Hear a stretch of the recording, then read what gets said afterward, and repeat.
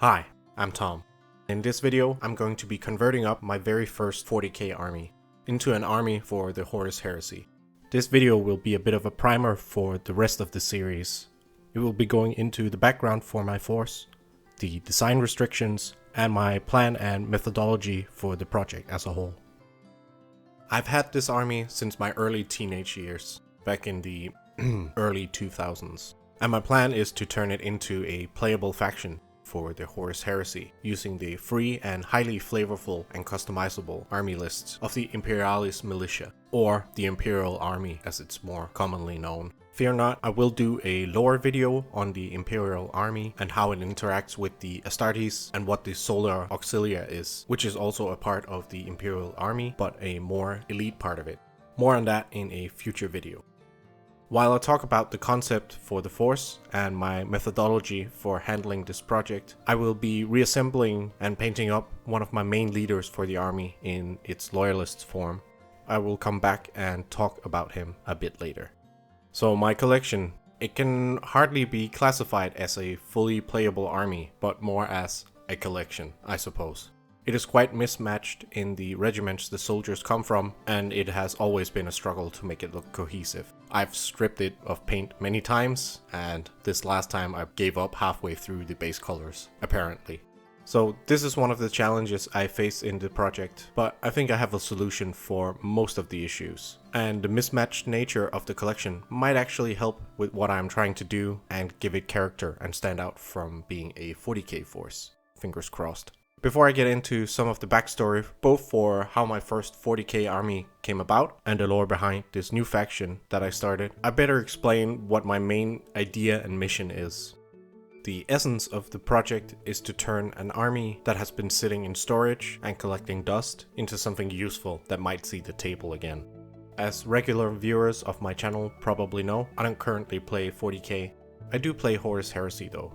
I got two armies for that system already, the 7th and the 12th Legions, and they are both still growing. This project is inspired by my latest army, the World Eaters. I converted those from my old 40k Chaos Army, thoughtfully using a myriad of leftover Heresy era weapons and armor pieces, as well as fitting it into the lore of the setting and using the 40k parts that were appropriate. I have a playlist linked to that project. More units are being planned and added to that army, so stick around for those. It has been an awesome project converting up those world leaders, and this has inspired me to do another 40k to 30k project, turning these first 40k memories into something that will continue to serve me on the table for many years to come, hopefully. I'm also going to be putting out some battle reports on the channel, and since I am a small channel, there's only so much variety that I can offer in terms of armies, so adding a third army to the list will be helpful in that aspect too. As you will no doubt notice later on, the collection of models are very mismatched, and I will talk more about that later too. But regardless of the reason, it adds a design restriction to my army. I got a handful of old Cadians, a handful of new ones, some Talarns, some Steel Legion, Valhallans, Catachans, Stormtroopers, plastic, metal, and finecast minis. What possible justification can there be for having all of these in one army? Well, one of the reasons could be that I've chosen the theme of Siege of Terra, or actually, to put a bit more nuance on it, any later Heresy big battles, such as Beta Garmon, or possibly going back to some of the battles of the Shadow Crusade with the mustering of manpower from all kinds of planets. The Siege of Terra is just easier to conceptualize when explaining it, but basically these will be a ragtag bunch of survivors, many from different regiments and formations, banded together as most of their original hosts have been killed off, and they continually retreat, regroup, and reorganize over and over and over again. As you for instance see during the Siege of Terra novels, where the human forces get increasingly more diverse and coupled together. They won't all be wearing the same uniform, cause why would they? Some will still be feeling the weapons they were issued from their original mustering world. Others will have scavenged war gear of convenience. These guys will be battered and exhausted, which also ties into a theme for one of their rules, which is that they're easy to run away. But I will address that in a later video. So with many different styles of armor, colors of uniforms, and various patterns of weapons, how do I make it all look cohesive and part of one army on the table? I think the trick to accomplishing a cohesive army look is spacing and weathering in this case. These guys have been wearing, sleeping, and fighting in these uniforms for days, weeks, or months at a time. Their exhaustion and dirt now being their true uniform. Not much in the way of fancy heraldry to display, just survival. Of course, there will be a few standout things in there, such as their commander in his splendid regalia here, and possibly a couple of banners and whatnot. But for the common soldiery, yeah, there won't be much to display.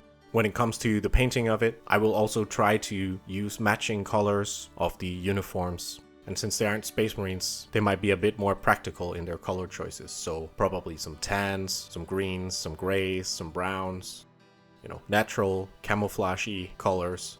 And I will try to stay away from the typical ones that you see in 40k, so you don't just point at it and say, that's a Talon soldier. He will probably have a different one. Maybe the Cadians will be tan and the Talon will be green.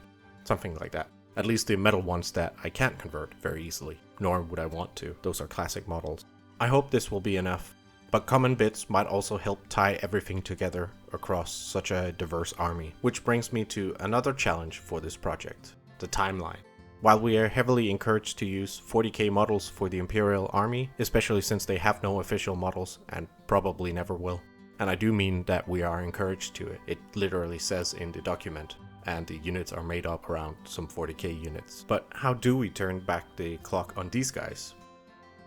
With my World Eaters, I had a big pile of leftover bits from my various Heresy era kits to take advantage of. I don't exactly have that for these guys. Well, not yet anyway. I decided to pick up a last rifle section Solar Auxilia with the intention of using 100% of that kit as bits to spread across the army. That and the fact that many of the models in the collection are quite old and the design language of those old models are pretty old school. They look quite different from the current 40k era, which helps me out in this case. There are some older looking las guns in there and auto weapons, and to most younger players these days, some of these probably don't even register as Cadians to them anyway. There will be some problematic pieces of equipment, such as some of the patterns of las gun that are pretty modern, such as the M35 and M36 variants. But then again, the army list encourages you to use current 40k models, so I guess I can live with that small inaccuracy. I might also try and convert some of the las guns as the project goes on. We will see about that.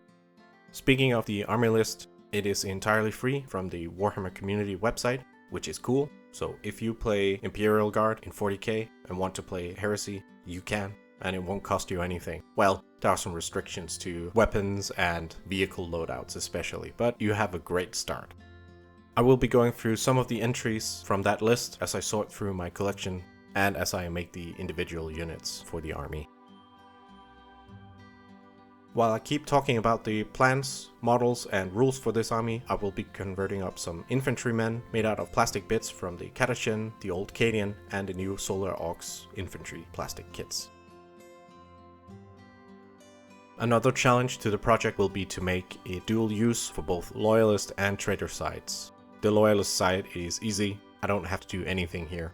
And in all honesty, I don't really have to do anything for the traitor force, except for maybe making a different set of commanders to add flavor to the army. However, I think I can also make it read as a traitor force by sprinkling in some of my cultists in the various squads where appropriate. My goal for now is to get a force up and running as an ally detachment for both my Imperial Fists and my World Eaters. As I was finalizing the editing for this video, Heresy Thursday came out and reminded me that the Legion Overseer console was introduced in the Beta Garmin campaign book. He's able to take Solar Aux or Imperialis Militia as Legion Auxilia squads, which is very fascinating and something I forgot about for this video. So I won't go into it in this video, but I will look into it in future videos. With an army as cheap as 2 points per model in some cases, it can be a bit of a headache to aim for a full 3000 point army from the start. So the plan is to make a HQ for the force, a couple of troop choices, and likely a tank or two to begin with. Before we talk about the commander I've been painting up, who he originally was and what he's going to bring to the new army, let us first talk about the collection I have here and why it is so mismatched. Why is the collection mismatched? When I was in my early teens back in 2000, I was introduced to Warhammer by a group of friends, Back then we mostly collected fantasy armies, and I'm also slowly restoring those fantasy armies up to a standard that I'm happy with. I will eventually do a video on it at some point, especially since the old world is out and I have a couple of games of it under my belt at this point. My first introduction to 40k was of course the 2nd edition starter set that we played heavily at that one friend's place that had it, on a kitchen table of course. Anyway, we eventually all started 40k armies, and back then I didn't like the idea of Space Marines at all. I wanted something that I could relate to, a guy with a rifle, artillery and armored support. That made sense to me. A big, brightly colored guy was something I couldn't relate to at that point. Things have obviously changed, but never my love for the quote-unquote ordinary guy who just fights to survive. Back in the early 2000s, there were no plastic kits for the Imperial Guard, save for a couple of tanks. And even some of those were hybrid plastic metal kits. So when we visited our local game store, it was luck of the draw which blister packs were on the shelves that day. And also our pocket money varied from time to time. So one day we went there might be one Cadian metal las cannon blister, and the next weapon team will be a different weapon and a different regiment. I didn't live near the nearest store that sold Warhammer, so when I finally got there, I wasn't leaving empty-handed, that's for sure. Who cared about waiting for more Cadians to be back in stock? Not teenage me, that's for sure. That's a different story now, I suppose. But safe to say, I left with something every time. Fun fact, that is how my 40k orc army started. One time I was there and there were no guard blisters that I wanted or kits in my price range. So I bought a multi-part orc boys kit. Of course, why not? Well, I did play orcs in fantasy, so I was familiar with them. But still, random start to an army, huh? Maybe you guys have some fun stories of how your army started from a seemingly random event.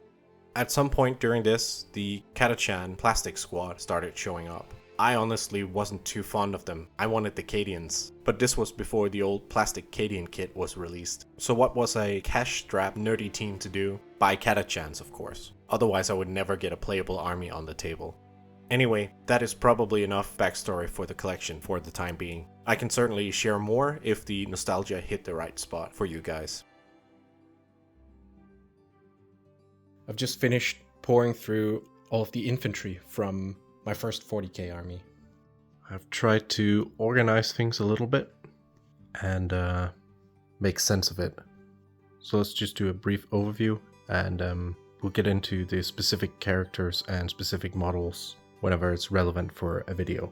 So here we have some Armageddon Steel Legion, Lasgunners, Special Weapons, Sergeants.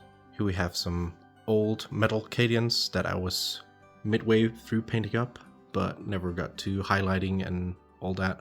Some old monopose plastic Cadians, a big pile of plastic Catachans, a single Talon Sergeant with auto pistol and chainsword, 20 of the old Stormtroopers, but I think there's too many special weapons for this to work as a legal unit with 2 groups of 10. I'll look into that. Then we have some old metal tank crew that came with the old plastic tanks way back in the day, because you can get crew escape hatches and a crew could survive the tank's demise, and a single metal Catachan tank crew as well. Then we have some various heavy weapons, a Valhallan mortar, Armageddon missile launcher, a Talon missile launcher, a Talon and a Cadian autocannon, Steel Legion heavy bolter, Cadian las cannon, Steel Legion las cannon, and then some various plastic bits from the Cadian heavy weapon sprue. It looks like I can complete a squad of 3 for each of the heavy weapons, and it should look very mismatched, which should be great for this particular army. Then we have various command figures. Knight Commander Pask, a tank commander, I forgot what he's called. Master of Ordnance, Master of Fleet, something like that. A Psyker, another support officer. We'll get back to these guys, don't worry. And then these old school HQs, most of these are lieutenants. Actually, these might be captains, these 3. And this one is a named, or was a named Talon one. Forgive the paint job, he was midway through being painted up again. We'll definitely come back to this guy too. An old middle Cadian lieutenant with a shotgun. The old Finecast Yarrick. These are a couple of commissars that I converted up from some Catachan legs with some metal tank crew top torsos. I think we can have some fun with those guys too. That's mold, really old school, commissars as well. Some various bits that will be fun to make some command squads out of. Some more Cadian bits. There are torsos for this, of course. Some Genesteel cult bodies and autoguns. These will be perfect to mix in as well. Some old metal Catachan snipers. And also have a fourth one here from a Cadian set. So should be able to make a recon squad. I think I'll do the same thing for vehicles when I get to that. I'm really itching to put together a Lehman Russ. And we'll take a look at some of the old stuff too, from way back in the day when we do videos on that. A bit of an inventory of what I got to work with as it stands right now for the Imperial Army project. I cannot get rid of this army, especially since it was the first army. So even though I know that it won't be competitive, not that that should ever be a thing in Heresy, I am looking forward to seeing these guys on the table again. For the brief moment they're there before the mass reactives start flying, at which point they won't be there anymore, as it should be. Back to the main guy in this video. This guy is actually a named character, Lord Solar Macharius.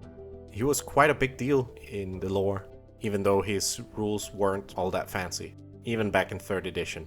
He was one of those I'm not leaving the store without a model pickups from back in the day. And for representing a world governor or wealthy aristocrat, warrior or merchant princeling, I think he does the trick perfectly. I was toying with swapping some bits around, giving him a bionic arm or some such, but I decided to keep him as he is. I can easily imagine this guy rounding up some stragglers and exhausted survivors, either through inspiring charisma or military discipline.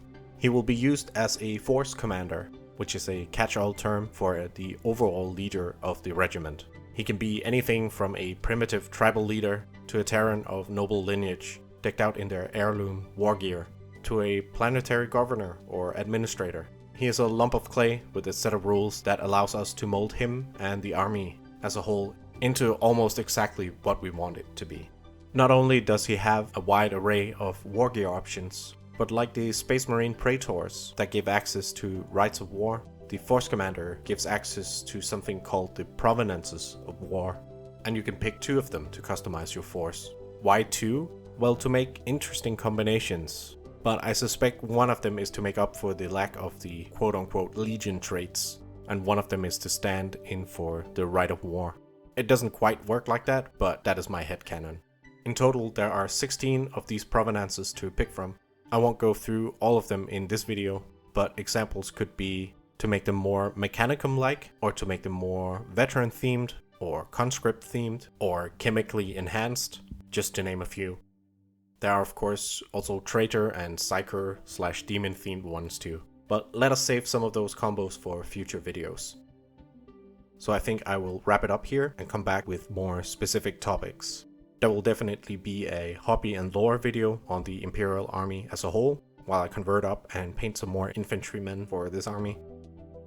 I really liked how these guys turned out. I realized doing the voiceover that I forgot to do a bit of weathering and light battle damage, at least weathering on their uniforms and boots and stuff. So I'll probably come back and do a touch up on that when I finish a full squad of them. In any case, I think they turned out very nice, and they got me quite hyped to keep going. Even with the different uniforms, I think they still kind of look cohesive, and I'm curious to see what a full squad of 20 or even a full army of this would look like. But I guess we'll find out together over time. If you made it all the way to the end of this, then I thank you. I realize that this is probably quite a niche video. I'm not even talking about lore, I'm talking about my lore, I guess. So I don't expect many of you to be around for this, but if you are, thank you. It means a lot to me. Thank you for joining me on this adventure, and I hope to see you on the continuation of it. Cheers.